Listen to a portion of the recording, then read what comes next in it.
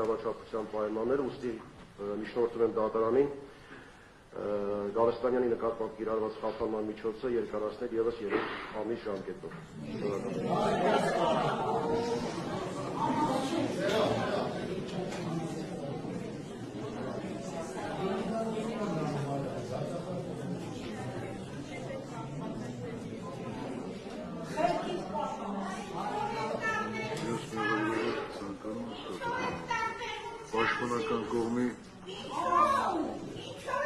Պաշտպանական կողմի մասնակիցների